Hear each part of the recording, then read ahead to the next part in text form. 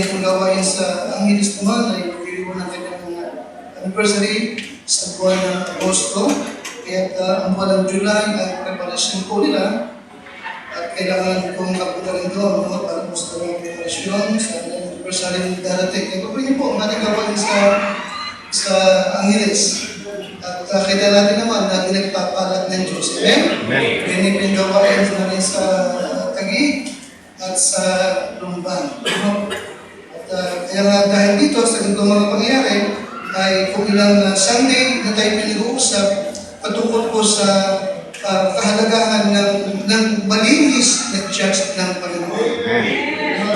At ngayong umaga ay ako'y mag-preach sa inyo ng isang mensahe na hindi ko gusto. Okay, hindi ko gusto. At iniiwasan ng marami, sapagkat mahirap, pero kailangan at required para po sa church ng Panginoon. Na ibig niyang maging malinis, pinagpapala at powerful. Itong ating mensahe ay ito po'y konektado ng ating naging mensahe dito nakaraang linggo ng gabi. Kaya sabi ko sa inyo ay hindi ko gusto pero kailangan natin pare-pareho. Amen? At totoo, yung sinasabi ko sa inyo na ito po'y iniiwasan ng maraming mga church. At of course, kailangan sapagkat tayo po'y pinatasan ng Lord to preach the whole counsel of God. Okay, madalas ay gustong-gusto ko minsan madalas, pero ito yung talagang medyo mahirap. Okay, pero kailangan natin, kaya buksan yung Bible sa 1 Corinthians chapter 5. 1 Corinthians chapter 5.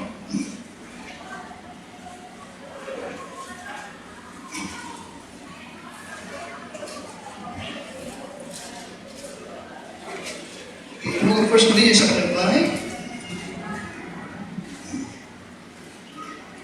Okay, again, huwag po isundan yun. Amen? At ibig ko rin na kayo po yung mag-take notes para po magamit po ninyo sa inyong personal na pag-aaral. Okay, First Corinthians chapter 5. At nga po salamat at inabagan ko yung Sunday school. Masarap. Maganda, amen? Oo, talagang ang success ng Kristiyano ay wala sa ekonomiya at gobyerno. Ang success ng Kristiyano ay nasa kamay ng Diyos. Amen? Bagamat naghihirap, walang mainom, walang makain, walang harvest. Noong panahon ni Isaac, pero si Isaac ay nag-harvest 100 times. Amen? Nung binabasa ko, talaga sabi ko, bakit talagang tapat ang Diyos na nag-ako? Amen? Na Abraham, bibigyan kita ng anak, pagpapalain kita. Amen? At dahil kung pinapanghawakan yung Diyos ni Abraham, yung Diyos ng Diyos din natin ngayon. Diba? Yung Diyos na nagpala kay Isaac ay siya yung Diyos na magpapala sa atin. Amen? Maging masunurin lang tayo. Amen? Maging tapat lang tayo. Hindi naman mahirap ang sumunod. Hindi naman mahirap magtapat. Amen? Dahil kung tatang, bakit pasto pa ako, kayong ganda na maging matapat ka sa Lord, isang araw kukunin ka niya. Hindi ka tapat, kukunin ka rin niya. Magtapat ka na at kunin ka rin tapat. Amen? O kaya ngayong umaga ay ihanda natin ang ating mga puso sa ating pong mensahe ito na kailangan natin. Okay. Now, magkakaroon tayo pa ng muli ng palitan pagbasa from verse number 1 to verse number 13. Verse number 1, it is reported commonly that there is fornication among you, and such fornication, as it is not so much as named among the Gentiles, that one should have his father's wife.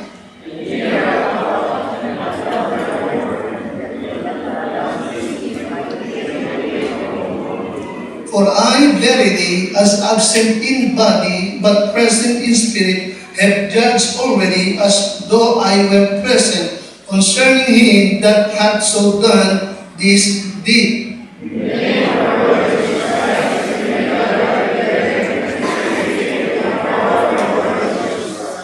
To deliver such an one unto Satan for the destruction of the flesh, that the spirit may be saved in the day of the Lord Jesus.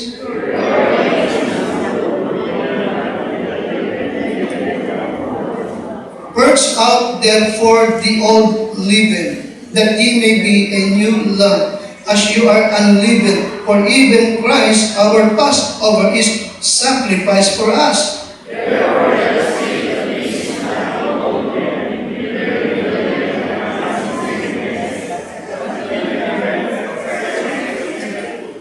I wrote unto you in an epistle, not to company with fornicators, yet not altogether with the fornicators of this world, or with the covetous, or extortioner, or with idolaters, for them must you needs go out of the world. Dear Lord, patuloy mo po kaming samahan, Panginoon, sa pag-aaral sa mensaheng ito na ipapahayag ng iyong abang lingkod. Kami po'y umaasa lamang sa Dear Lord. I pray this morning, my Lord, na bawat isang narito na iyong mga anak, ay bigyan mo po ng pusong laman, pusong malambot, pusong natuturuan, pusong napapasakop sa iyo, pusong handang sumunod sa iyong mabuting kalooban. Ako po'y kasangkapan mo lamang at muli kang magpahayag ng mahalagang mensahe mo sa kalagitnaan ng iyong church. Sa pangalan po ng aming Panginoong Jesus. Amen. Now, pagdalan natin ulit na ang church ng Panginoon ay tinawag na pillar and ground of the truth. Ano ba yun? 1 Timothy 3:15. Ang ibig sabihin, kung ang sanlibutan ay parang makarinig ng katotohanan, ay church ang siyang kasangkapatid ng Diyos. Amen? Amen? Ang church ang disposal of the truth. Nasa atin ang Word of God. Nasa atin ang Gospel ni Yesu Cristo nating Panginoon. Amen siya? Amen? So dahil dito, ang diablo ay talagang naghahangad na wasakin, sirain, at pahinain ng church. Na siyang body ng ating Panginoon. Iba rin siya? Si Christ ang head. Ang church ang what? Ang church ang what? Ang kanyang body. Okay? Anong klaseng church? Local. Amen? May address. Alam mo kung saan mo pupuntahan. There is no such thing as invisible or universal church. Walang ganoon. Okay? Ang church sa Judaism ay local church. Okay? Merong address. No? Alam mo kung saan mo pupuntahan. Nagkakatipon-tipon sila. Ito yung kanyang body. Okay? Na ito yung disposal of the truth. Ito yung pillar and ground of the truth. Dito binigay yung Great Commission ng ating Panginoon Kristo. Amen?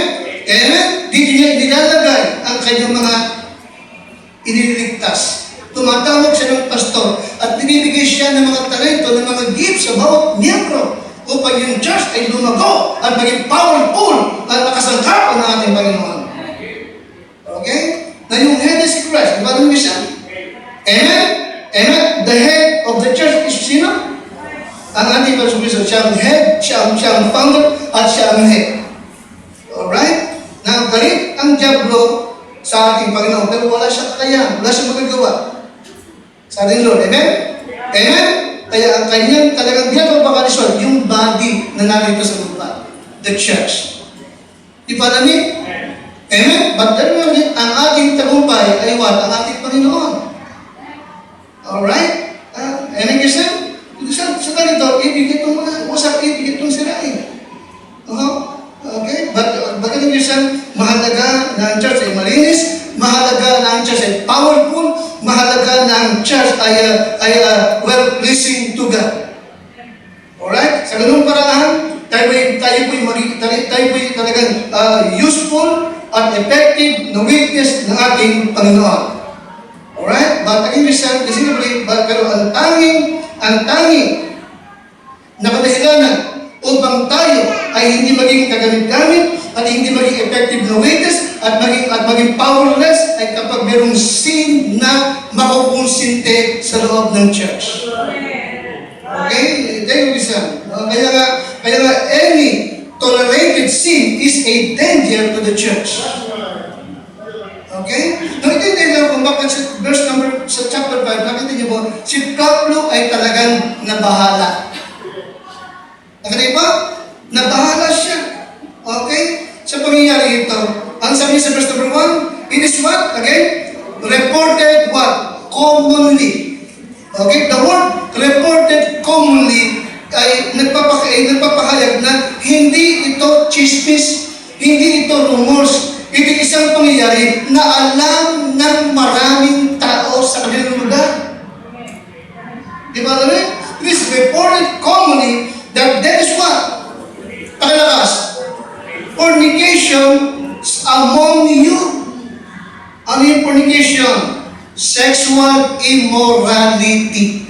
Ano yung fornication? Okay, sexual immorality. Okay? Okay, relasyon. Pagkatalib ng hindi naman mag-asawa.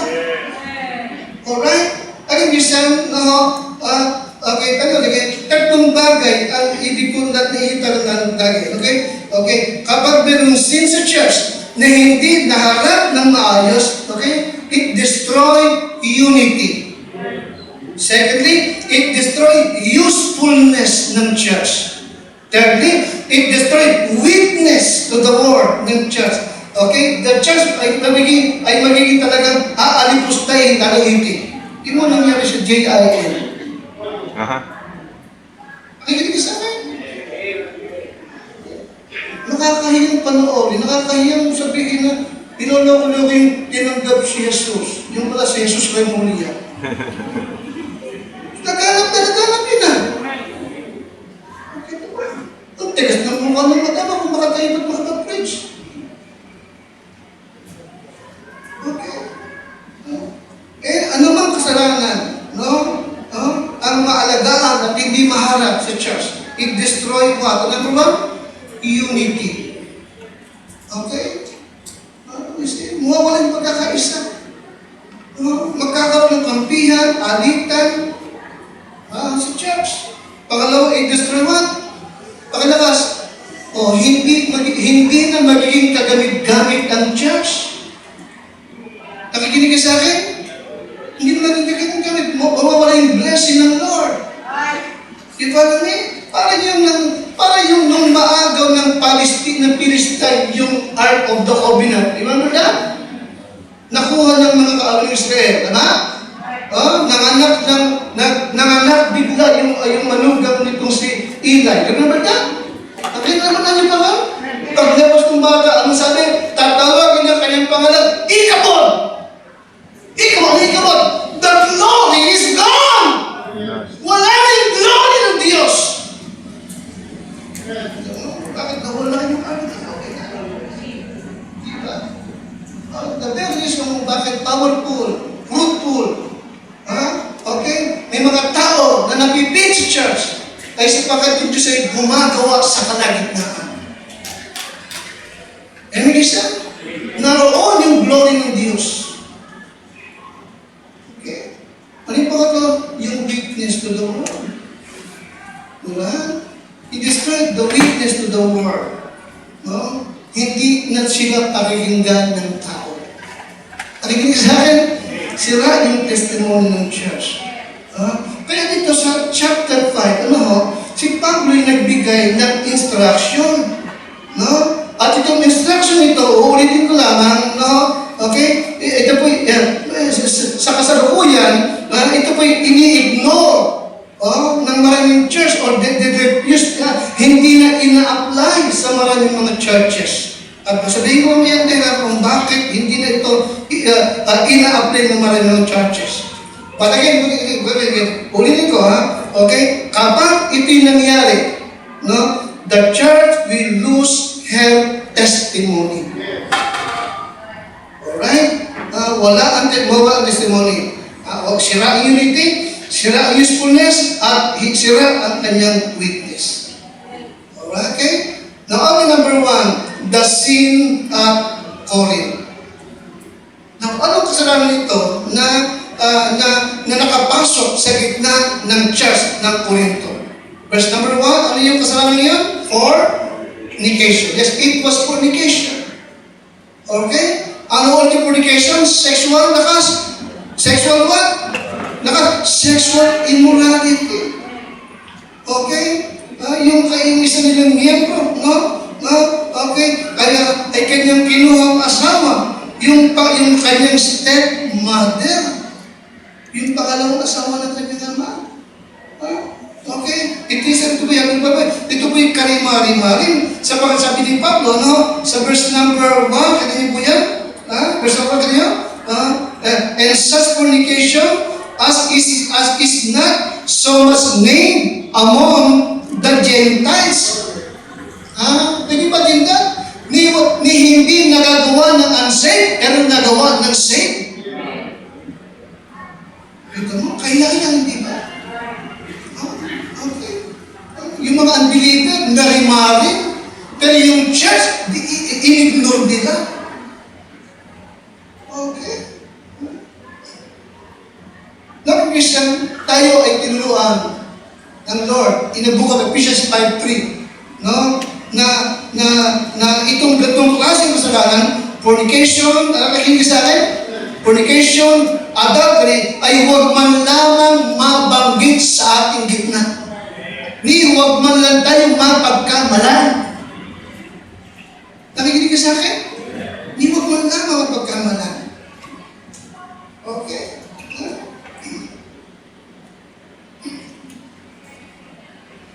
In Ephesians chapter 5, verse number 3. Ito kayo?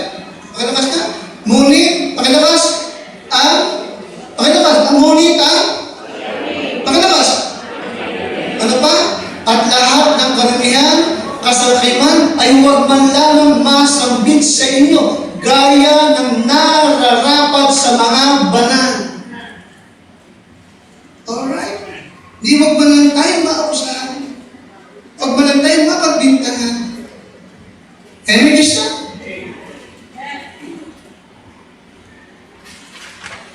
In Hebrews 13, verse number 4, yes, marriage is honorable. Amen? Sapagat ang pag-asawa ay Diyos ang siyang nagtatag. Ang pag-asawa, ang kasal ay hindi invento ng tao. Ang Diyos ang siyang nagproklama nito. At ang Diyos ang totoong nagkakasal, hindi yung tao. Naliwanag ba sa akin yan? Kaming pastor, sino man, ay kasangkapan lamang ng Diyos. Pero sa pag-asawa, Diyos ang tunay na siyang nagbibigkis. Diyos ang siyang tunay na nagtatali. Kaya kapag naganap ang kasalan, yung dalawa ay isang laman na lamang. Alright? Kasi kaya marriage is honorable. Marangal ito. And the dead, undefiled.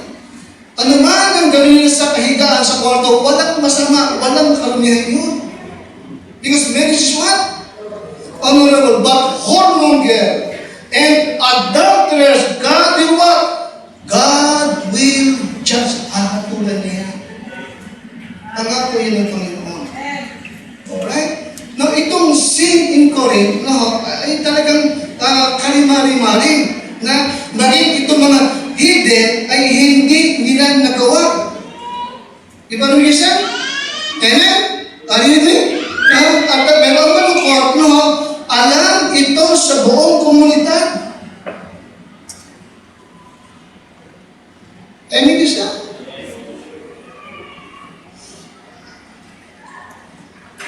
Tayo, kailan na tayo? Amen isa? Amen? Saan mga tayo nagpunta? Alam na yung Calvary ng mga tao. Blessing, amen? Amen? Blessing. Okay? And I will thank God na yung ating presensya, damak nila na meron dito Calvary Bible Baptist Church. Okay? Nagtuturo, nagkapatuturo. Amen? Hanggang sa lugar ng Pampanga, hanggang sa lugar ng Lumban, Kalayaan, Taytay. May mga tao tayo. Amen, Krista? Kaya nga maging maingat tayo pare-pareho. Dala natin ang pangalan ng ating church. Okay?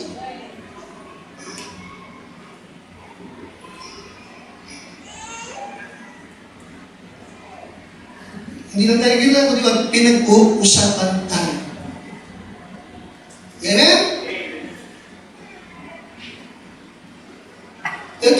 ng Corinthian Church. Okay? But in verse number 2, isang bagay na ikinalog pa ni Pablo, ay yung church reaction to the sin. Ano yung kanilang reaksyon? Anong paraan na kanilang ginawa? No? Sa kabila ng ang kasalanan nagawa ng mga komunidad ay alam sa buong komunidad. Ano ang kanilang naging reaksyon? Verse number 2, tayo na and here what? Pagkatapos, kayo'y mapagpalalo. Hindi man lang kayo nalumbay upang maalis sa gitna ninyo ang gumagawa ng gawang ito. You see? Ano sabihin? They refuse to mourn over it. It did not bother them. Okay, pinabayaan na nila. Pinalampas nila. Na hindi man lamang sila nalungkot. Nakikinig sa akin? Amen? Now, ngayon, ito yung hindi ko gustong mangyari sa atin. Na nangyari sa ibang churches. Wala nang ginagawang paraan at ang paraan nila ay what? Laging pag-usapan. Maging para bang lamang na lang ng kailang chismis at masamang gawa yan. Ano yung di masamang gawa yan. Okay? The moment na anong problema ng church mo ay pinagchichismisan nyo, tandaan mo, inilalagay mo sa kahihiyan ang sarili mo. Sapagkat ang church ay bahagi ng buhay mo. Iba-reason, tayo ay isang katawan kay Kristo. Huwag nyo kakalimutan nyo. Okay? Hindi ba sa Ephesians chapter 5, 25 hanggang dito, ikinumpara ang church sa asawang babae. Then isa? Huwag nyo kakalimutan nyo. Tayo ay isang katawan pero maraming sangkap. Naliwanag ba? Naliwanag ba? Hindi pwedeng sabihin ng kamay, wala akong pakialam sa paa kasi kamay ako. Hindi ko pwedeng sabihin yan. Diba lang eh? Amen? Hindi mo pwedeng sabihin sa paa mo, problema yun, lumabaga kamay mo, o sakit ang tanong. Hindi mo pwedeng sabihin yun. Ramdam ng buong katawan nyo. Are you with me? Pag nakakita ka ng isang member ng church na nagsasalita ng negatibo sa kanyang church, sasabihin ko, mang tao nito, hindi ito naturuan. Basta man siya itong bopol na lang. Amen, isa? Inuulit ko kayo. Every time na ating pag-uusapan, halimbawa sa ating bahay, ng ating church, be sure maganda ang usap ninyo. Nakinig sa akin? Every time na mag-uusap tayo sa ating bahay, halimbawa, patungkol sa ating church, at sa mga member ng church, tiyakin mo maganda ang usap ninyo. Hindi makainin mo. Guilty. Are you with me? Uulit niyo about 127 times. Tanong niyo si Ate Pinyo. Kung paano ko magsalita tungkol sa church. Laging maganda. Amen. Kahit pangit ka. Ang pinag-usapan namin, pogi ka. Ayaw nila.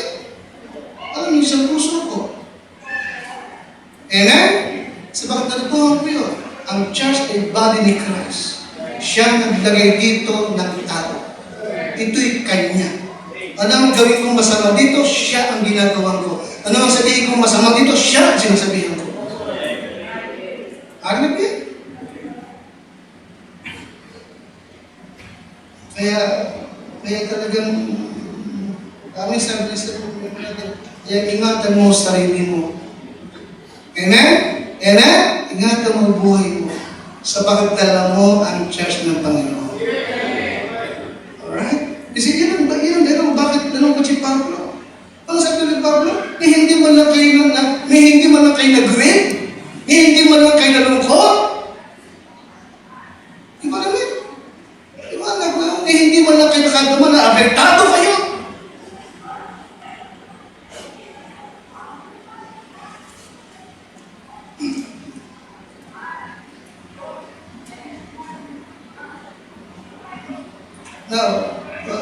Now, maraming tao sa mga churches, no? Kapag naganap yung ganitong pangyayari, kaya naganap sa Corinth, yes, they refuse to deal sa ganitong iskandalo. Adultery naman or fornication. Dalawang bagay kung bakit hindi nila hinaharap at kanila itong pinababayaan. Number one, they do not want to hurt the feelings of the offenders or his family. Ano yung number one? Bakit hindi hinaharap ng iba? Because of what? They do not want to hurt. Ayaw namin makasakit ng damdamin. Ayaw namin masaktan ang kanilang pamilya. Ayaw nilang makasakit ng tao, pero masakit yun sa Diyos. Paniwala ba sa atin yun?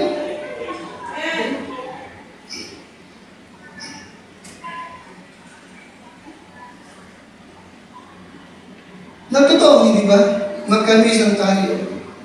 Alam mong masama yung ginawa, alam mong masama yung ginawa, pero siya, hindi nahihiya, pero ikaw nahihiya. Tama? Nasa halip na sila tawag nahihiya, ikaw ba nahihiya? Iba mo siya? Amen? Ano yung pangalawang dahilan? Afraid. That if we deal with someone's sin, they will leave the church. Una, natatakot silang ma-open yung tao. Pangalawa, Pangalawa, they were afraid. Now, dahil ako yung sabi niya isang pastor, na tayo, kapag word of God yan, ituro mo yan, i-preach mo yan. Huwag kang matakot na sa mga na-open. Sapagkat ang buhay ng maraming Kristiyano ay halos araw-araw ino-open ang Panginoon. Yun ba naman nila? Any Christian? Madalas ay ino-open nila ang Panginoon. Let them open. Amen? Sapagkat katotohanan naman ang itinuro mo. Alright?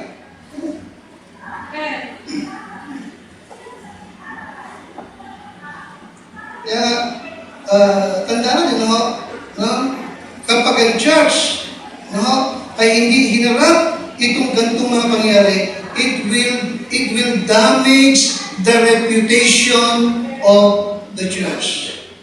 Are you with me? Notice verse number 6. Chapter 5 and number 6. Andiyan kayo? Alright, verse 6. Your glory is not good. Know ye not that a little leaveneth the whole lump?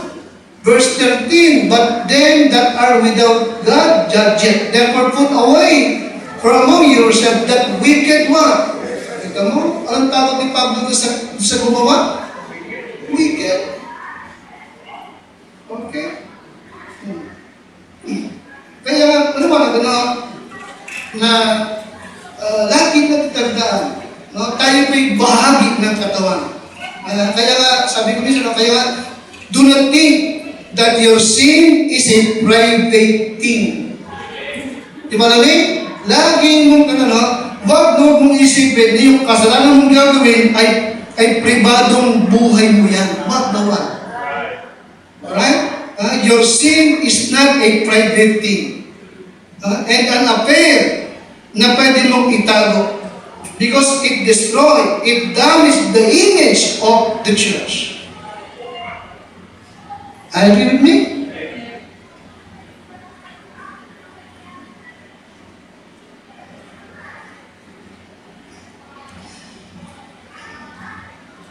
Dapat sinabi ko na it damages the church because sin destroy lives. Are you with me? Sin is deceitful. Sin hardens people's heart. And sin brings death, physical and spiritual. Okay? Ano yung number one na nagagawa ng kasalanan kapag na-tolerate? It O, sumisira yun ang buhay, ha? O, John 10:10. Ano sabi John 10:10? The thief, si Satan, cometh not but for to steal, to kill, and to destroy. Okay? Marami ng mga churches na wasak, na parang. Maraming pamilya na ay nasira at nakapalagay sila sa kahiyan because sin always destroy lives. Ano yun? Amen? Kaya kung yung ating mga binatag talaga, ito man sa kasusundang lang, iniingatan natin pag pinagkasabihin natin. Amen? Gabi, mga tatay naman, kami naman mga tatay, sila nag-uusap-usap. Bakit? Para saan mag-usap? No? Okay, upang maingatan ang relasyon ng bawat mag-asawa. Amen? Because sin destroy what? Lalakas lives. Alright? Just palabas mo ulit ng ating John 10:10 tungkol kay Satanas. Hindi pumaparito ang magnanakaw si Satan, kundi upang magnakaw, ano ba? Pumatay at pumuksa. Sabi ni Kristo, ako'y naparito upang sila'y magkaroon ng buhay at magkaroon ng kasaganaan ng abundant life. Yes, sin destroyed and sin is deceitful. Ang kasalanan ay magdaraya. Huwag mong sasabihin, huwag kang magkakala na hanggang dito lang. Ha? Okay? Hindi ako mahulog. Huwag kang magkakala, hindi ko magagawa yan. Hindi ako mabasa. Wag. Tandaan niyo mabuti. No? The very reason kung bakit tayo hindi nakakatayo pa, nakakapangalan pa, nakakapag-church pa, nakapagsusubir, ay dahil lamang sa biyaya ng ating Panginoon Kristo. But by the grace of God, I am what I am. And sin hardens people. Kapag tinalagaan, tumitigas yung puso ng tao. Paring dating maamoy yan, dating mabait yan, ba't naman lalaban yan, magre-rebelde yan. Ano ba?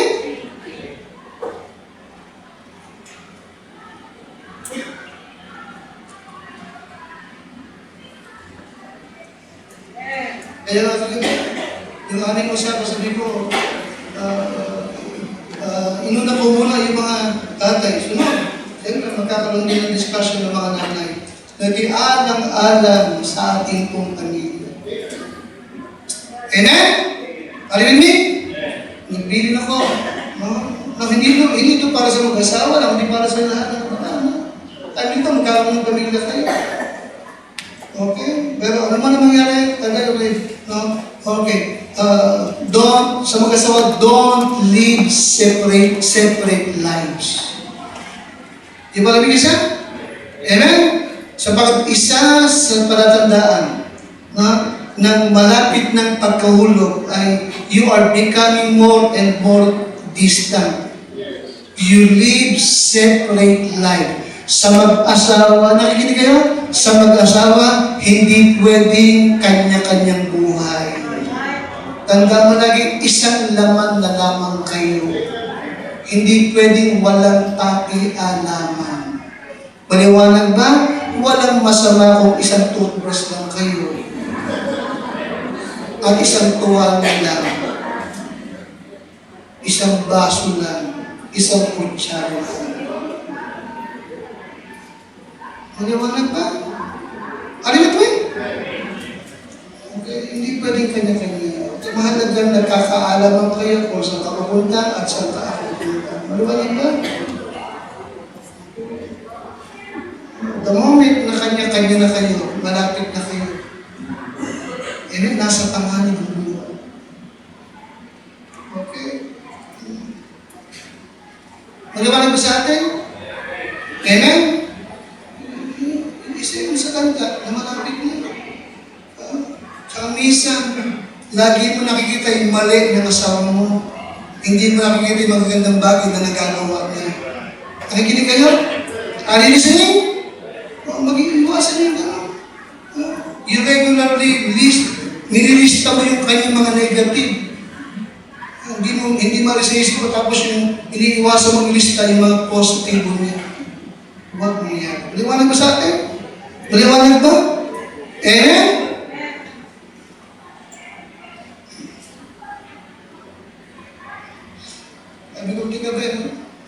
Sabi ko pati kagabi, no, yung isang hakbang para maprotektahan na walang malaglag, no? Okay, yung dapat na 100% transparency. Pakalagay nyo, sa mag-asawa, mahalaga yung 100% mo, transparency. Ano sabi ko, 100%? Alright. Ibig sabihin, bawal ang pagtatago ng sikreto. Bawal na may password ang social media account. Bawal.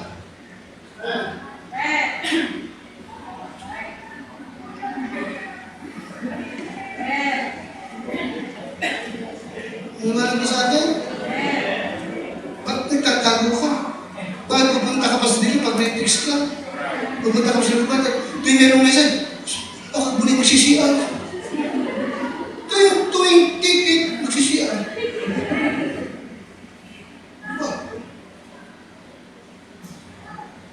Ano yun eh? Delikado ka? Okay. Mahalaga yung limitasyon sa social media. Amen? Amen?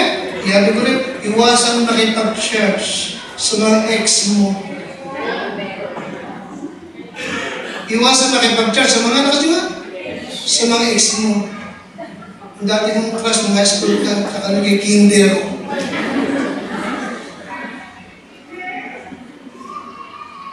And, dati naging boyfriend, dati naging girlfriend. Nakikinig ka sa akin?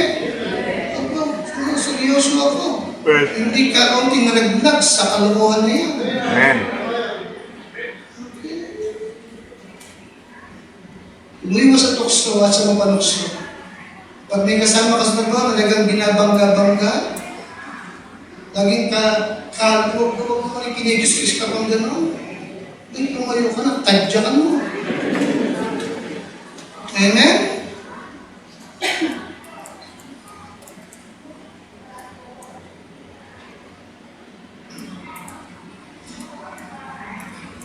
Kasi, siyempre, nasa naman tayo. Talagang minsan, may tao na, siyempre, kung sama naman yung boy kid, ata ka sa boy kid. Kasi, nanlalaki kami sa mayroong tao, maganda siya. Amen? Alam mo, na-atra ka. Di ba alam bago siya, na-atra ka. Mas magandang tao, para huwag ka maglalag, iwasan mo yung madalas mong pakikipag-usap. Kasi alam mo lang na-atra ka. Di ba rin? Karamihan tayo, nahuhulog na yung loob mo. Nakikinig sa gabi. Ano makilala mo sa sarili mo? Amen? Amen? At nasa iyo ang Espiritu Santo na nagtuturo at nagpapalo sa iyo. Tandaan natin lagi, sin destroy lives. And sin is what? Pangalawa, sin is what? Sin is what? Deceitful. Mandaraya yan. Okay? Nadaya niya si Samson, nadaya niya si David, nadaya niya si Achan, nadaya niya si Ananias and Sapphira. O sino ka para hindi madaya? Amen?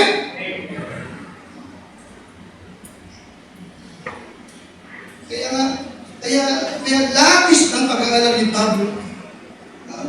Okay? Nung makarating sa kanya, itong pangyayari ito, na mayroong miyembro doon sa Corinthian Church na commit ang fornication, na dapat walang ginawa ng church. Ano sabi ni Pablo? Sabi niya? Okay. Put away from among you that wicked person.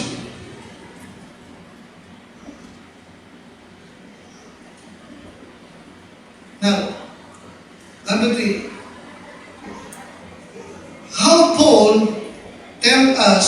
to deal with open sin.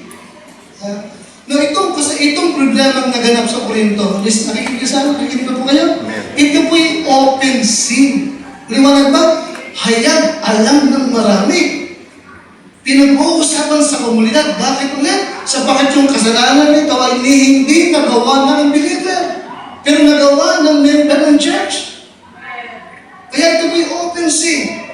Alright? Now, how Paul tell us to deal kung ganito ay kung ito ay open sin. Notice verse number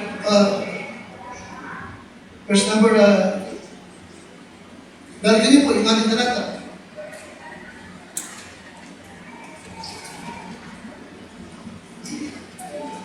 Alright, kanina kayo? Verse number 4. Ready? What's that? In the name of our Lord Jesus Christ, when we are what? Gathered together. Okay? Gawin niyo po siya ng when you are gathered together. Ano ba napakita? Na ito po'y hindi haharapin ng ilang tao lamang. Ng pastor o at ng deacon. No. Okay? Bakit? Sapagkat ito po'y open sin. No? Ano sabihin? Okay. Deal with open sin openly. So sabi ko, deal open sin openly. Alright? Hindi na ito dapat paitago sa pagpapihayag. Okay? Alam ng buong komunidad. Maliwanag ba? Maliwanag ba? Hindi nga dapat pang umunisa ng nakahiya-hiya. No, hayag na kasi ito. Yung pinag-kimisa yung nag-usap kayo ni Brother Art Turner, sapagkat na rin siya alam na pangyayari sa isang church sa lugar ng Metro Manila. Open sin din eh. At talagang dapat talaga ay makulong yung gumawa. Pero sinikap nilang pagtakpan pa yung hayag naman. Sabi ni Turner, yung ganyan, ang katwin nila ay makakahiya. Ano ikakahiya mo pa alam na ng marami? Sabi niya, kung sa Amerika yan, nakakulong na yan. Ano sabihin? Deal with open sin, lakas? Opening. When you are what? Kapag open sin, talagang ang church ay magtitipon-tipon upang ito'y pag-usapan kung anong solusyon ang gagawin. Ano yun?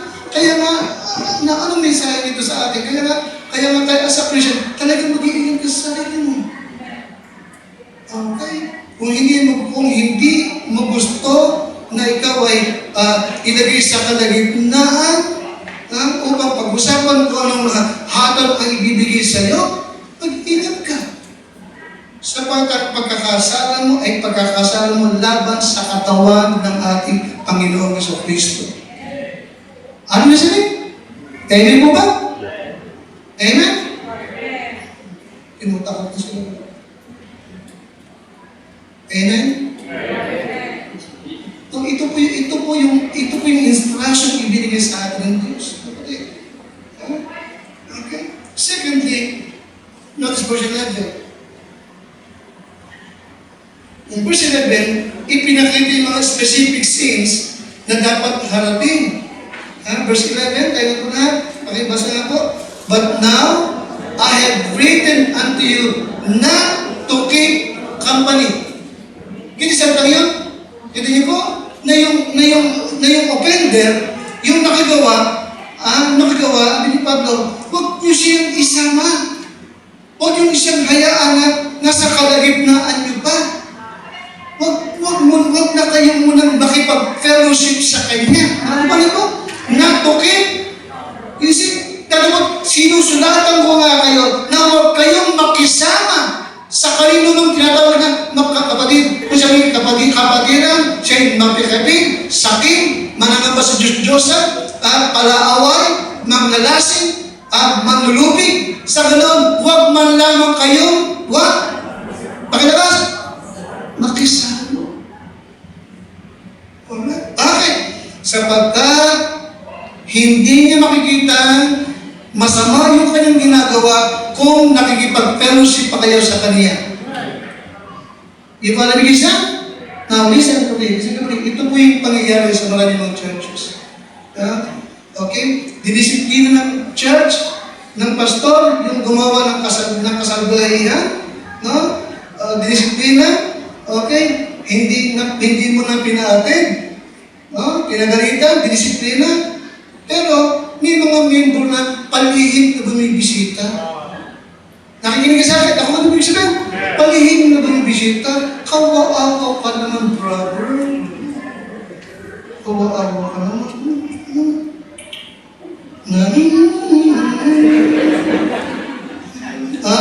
Maging oliba.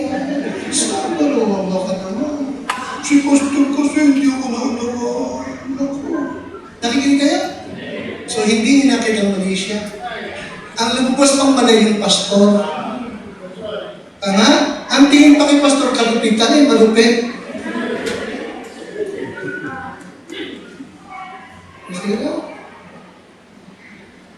Kaya ang bilin, kapag humantong sa kanong pangyayari, sabi ni Pablo, okay, huwag kayong makisama.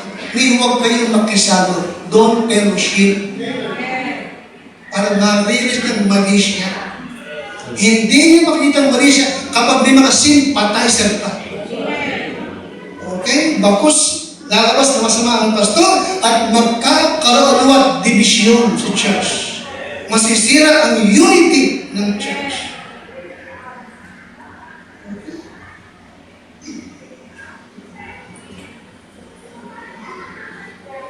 Now, sa ganung paraan, no, okay, deal with open sin openly, sa ganung paraan ay nakikita ng sanlibutan, no, na ginagawa natin yung tama. Kaya, sa ganung paraan ay nagiging klaro sa ating mga miyembro what is right and what is wrong. Ano man ito sa atin?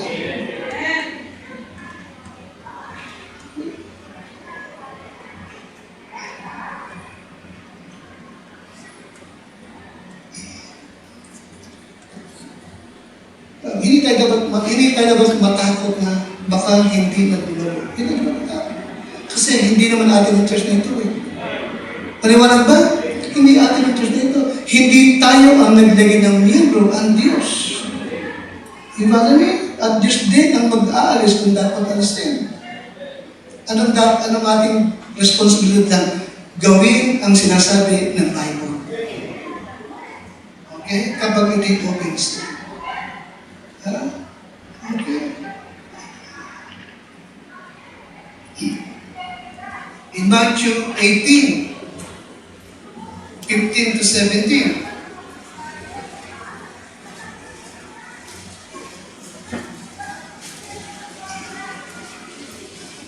Because tinuruan tayo na to give the offender an opportunity to repent. Diba? Okay? Sa ating pagharap sa Kanya, bigyan siya ng pagkakataon na mag-repent. Okay? And that includes what? Okay, public apology to the church. Ano ba sabi niyo? Na siya'y hihingi ng sorry sa church. Okay, kaya open sin should be openly confessed. Liwanag? Kasi alam ng lagi. Alright? May mga pagkakataon ng kamisan na ako at ang ilang mga tatay lang ang tinatawag ko para kausapin yung isa.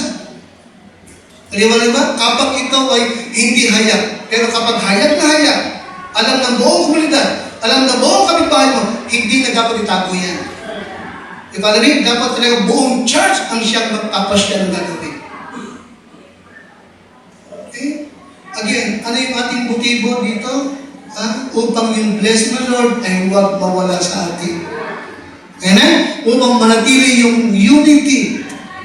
Upang manatili na tayo what useful sa ating Panginoon. In Matthew 18, 15 to 17, nandiyan na po kayo? Okay, now, ito yung bilin sa atin. Uulitin ko po lamang po sa inyo, no? Matthew 18. Alright, verse 15. Nandiyan kayo, verse 15? Verse 15, ready? Moreover, if thy brother shall trespass against thee, go and tell him his fault between thee and him alone. If he shall hear thee, thou hast gained thy brother. Kaya lagi yung ginamagay, okay, sa church, hindi dapat mamayani ang chismoso-chismosa. Huwag na huwag mong i-chismis ang kapatid mo o ang church mo. Huwag na huwag. Kung nakita mo na meron siyang ginawang masama, anong bilin ng Bible? Ha? Kung at nakita mong masama yung kanyang ginawa, of course, na-open ka. Tama ba ako?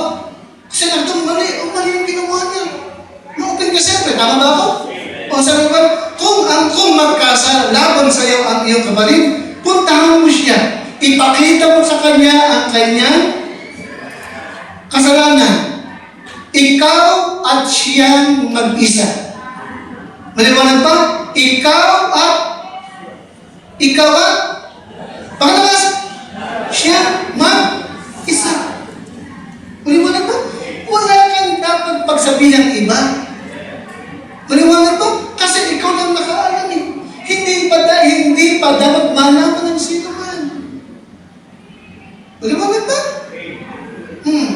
Kung pakinggan ka niya, kasi sabihin mo, sorry, nagkamali ako. Anong sabi naman? Nagwagi ka. Maliwanag ba? Amen? Pag mo muna ipalagay kanino. Okay, yun ang problema, yung isa nakikita ko. Nakita mo mali yung brother mo, bakit mo mali yung ginawa ng anak niya, pinag-usapan niyo kaagad. Tama? Pinag-isabi siya, yung anak ni brother, ganun. Dapat yun. Di ba naman? Naka-isang buwan, tsaka pa sinabi kay pastor. Nakaabot pa sa akin. Hindi ba pwede ayusin nyo na doon? Naliwanag ba? Sa bakit yun ng Bible, hindi ako umiiwas. Di ba naman? Ang pinakikita ko, ito yung turo sa atin ng Diyos. Between thee and him alone. Kayo lang ang mag-ayos. Amen? Kasi kung ikaw ang nakagawa mo, kung ikaw yung nakagawa ng mali, tama ba ako? Gusto mo ba pag-usapan ka kaagad? Hindi mo gugustuhin, tama? Hindi mo gugustuhin, tama? Hindi mo gugustuhin. Nag-chismis mo agad ako, ba't sana pinuntahan mo agad ako? You see that? Yeah. Okay. Isa sumisira ng church is what? Rumors. Gossip. Isa yun. At isa yun sa kinatatakutan ng pastor. Because it destroys unity. Okay? Verse 16. But if he will not hear thee, then, tsaka kumuha ng isa o dalawa pang witness. Ito ba? Dapat kung hindi ka niya pakinggan, magsama ka ng isa o dalawa upang sa bibig ng dalawang saksi o tatlo ay mapagtibay ang bawat salita. Magsama ka ng mga bagay ng mga tao na maaaring mag-witness sa inyo. Maliwanag ba? Talagang hindi muna ipapaalam sa buong church. Nakikinig ka sa akin? Hindi muna. Okay? Na kung sa pangalawang ito, makinig siya, nagwagi ka. Ang isa, hanggat maaari, yung unang step pa lang. Maliwanag? Amen? Makinig ka na. Amen? Ngayon, ang problema, ito yung pangalawang step. Okay? Bakit ka nagsama ng dalawang witness? Bakit may witness? Anong paraan? Upang mapagtibay ang bawat salita. Now, let me remind you, Christian, tayo po'y tinuruan ng Panginoon na maging mapagpakumbaba. Be humble. Okay? Huwag tayo magmamataas. Maliwanag ba? Kung may kang mali ka, mali ka. Kaya mo ba? Yako. Hindi. Matuto tayong tumanggap ng pagkakamali. Ano ba ito? Ako nagsasorry sa inyo. Matuto kang sorry. Hindi mahirap sabihin, mali ako. Kaya na isa, hindi mahirap. Okay? Tanda mo lagi, ang nagmamataas, ibababa ng Panginoon. Dapat ang nagpapababa, siyang itataas ng Diyos. Alright? Kung ang ating Panginoon Kristo, bagamat Diyos natutong nagpakababa, ikaw ba hindi magpapakababa? Okay? And then, ikaw namang na-offend at lalapit. Nakikita ba kayo sa akin? Upang ipakita sa kanyang mali yung kanyang ginawa, sa anong paraan mo dapat gawin yan? Sa anong paraan? Galatians 6:1. Read your Bible. Sa anong paraan?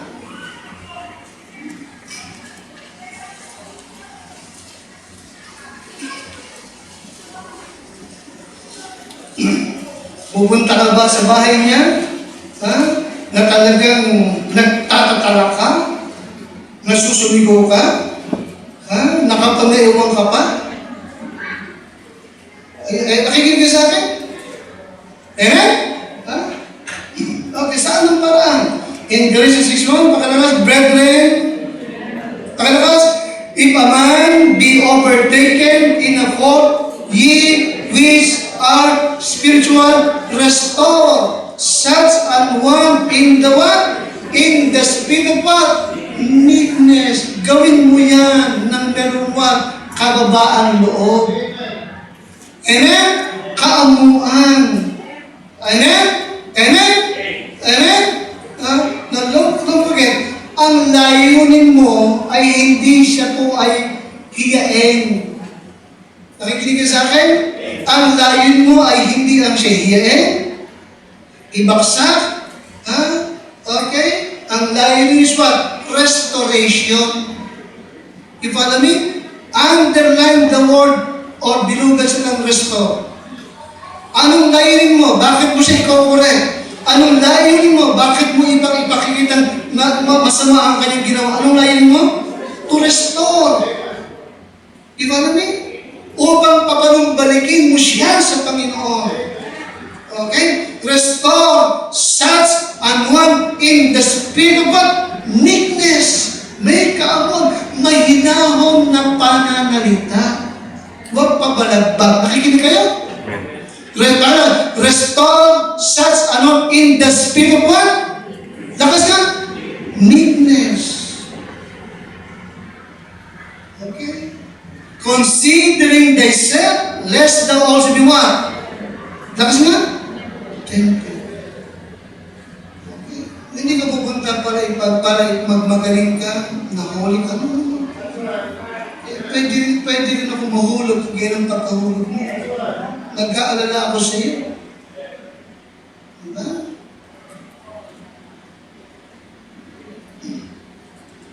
Okay, so yung 1, yung 2, kung hindi umubra, ang huli. Verse 17. Kapag yung 1 and 2, hindi umubra, tsaka ito dadalhin sa church. Tsaka ito ipapahayag sa lahat ng membro. Nakilakas na verse 17? At kung ayaw niyang pakinggan sila, sabihin mo na sa church. Nakita niyo po? Sabihin mo na sa church. At kung ayaw rin niyang pakinggan ng church, ipalagay mo na siya tulad sa isang hentil or maniningil ng Diyos. Yung sabihin, ipalagay mo na siya what? Unseen. Kita niyo po?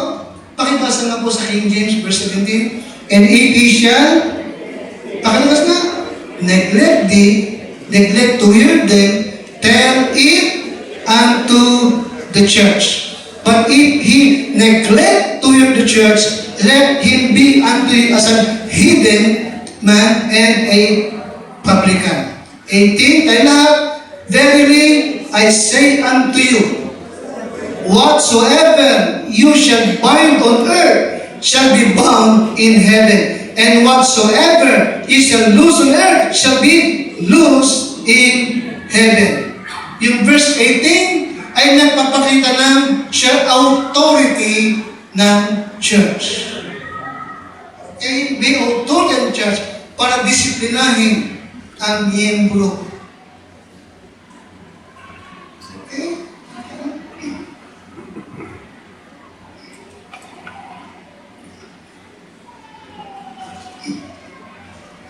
Kaya nga,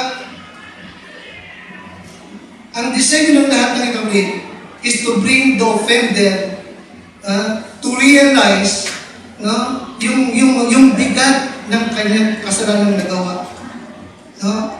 Sapagkat hindi tayo makaka-expect ng blessing and power ng Diyos until we clean the house of God. Okay? Mahalaga po. Marinis ang church ng Panginoon. Ha? Okay? Kaya yes, no? As a pastor, nag-iingat ako ng aking sarili. At kayo rin, mga mag-asawa, mga kabataan, mag-iingat din kayo ng inyong sarili.